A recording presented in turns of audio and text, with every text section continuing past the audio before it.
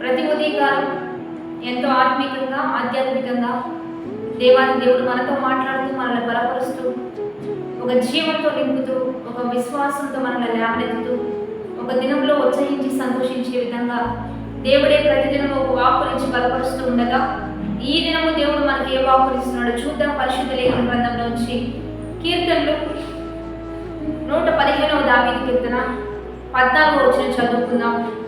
యెహోవా మిమ్మును మీ పిల్లలను వృద్ధి పొందించును. భూమి ఆకాశములను సృజించిన యెహోవా చేత మీరు ఆశీర్వదించబడిన వారు. ఈరోజు దేవాది దేవుడు మనతో ఇస్తున్న బలమైన వాక్యం ఏంటంటే, దేవుడు మిమ్మును మీ పిల్లలను వృద్ధి పొందిస్తానంటున్నాడు.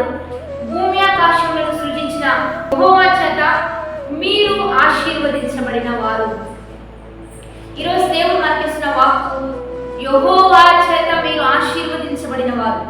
యెహోవా మిమ్మల్ని మీ పిల్లలను వృద్ధిలోనికి తీసుకుని రాబోతున్నాడు అనే వాగ్దానాన్ని ఇస్తూ ఉండగా, ఈరోజు దేవుని బిడ్డలారా, అపవాది ఎన్నోసార్లు మీ పని అయిపోయిందని, లేకపోతే మీ జీవితం పాడైపోయిందని, ఇక మీరు ఎదగలేరని, మీరు ముందుకు కొనసాగలేరని ఎన్నోసార్లు మిమ్మల్ని ఇబ్బంది పెట్టుండొచ్చు, మిమ్మల్ని మానసికంగా కుంగదీసి ఉండొచ్చు.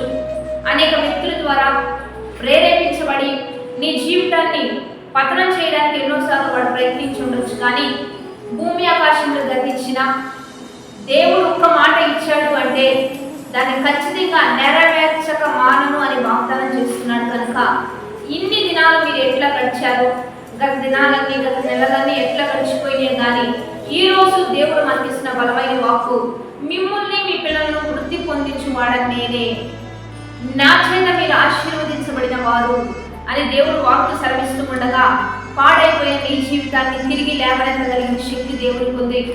ముగించబడిన నీ జీవితాన్ని తిరిగి పునః ప్రారంభం చేయగలిగిన శక్తి దేవుడికి ఉంది.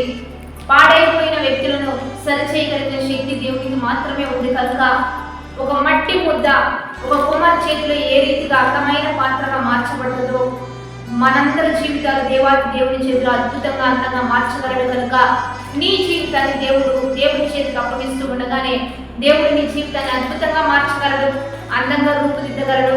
కాబట్టి వాగ్దానాన్ని బట్టి నువ్వు ధైర్యం తెచ్చుకొని లేవాలి, విశ్వాసంతో ముందుకు వెళ్ళాలి. ఎందుకంటే ఆయన ఒక వాక్కు ఇచ్చాడంటే తప్పనిసరిగా దాన్ని నెరవేర్చేవాడు ఆయనే. ఇన్ని సంవత్సరాలు మనుషులు నిన్ను ఎలా చూస్తున్నా, నిన్ను ఎలా ట్రీట్ చేసినా, దేవుడు మాత్రం నిన్ను ఆశీర్వదిస్తానని వాగ్దానం చేస్తున్నాడు.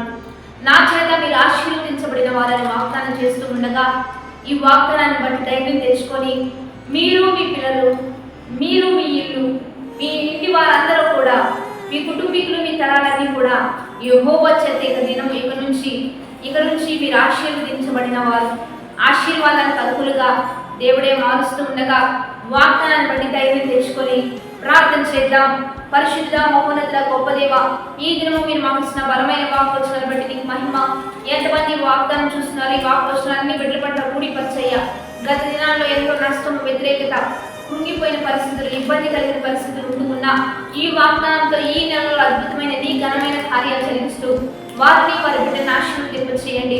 మీ చేత వారి ఆశీర్వాదానికి అర్హులుగా, దీవెనలకు అర్హులుగా మీరు లేవనెత్తి కృప చూపించి వారి పనుల్లో, వృత్తుల్లో, వ్యాపారాల్లో, చదువుల్లో, ఉద్యోగంలో, ప్రతి విషయంలో గొప్ప విషయాలు వారికి దయచేస్తూ ఉన్నతమైన భవిష్యత్తును మనకు అనుగ్రహిస్తూ మీరే తోడైంది నడిపించి నీ నామాన్ని మనం తెచ్చుకోండి.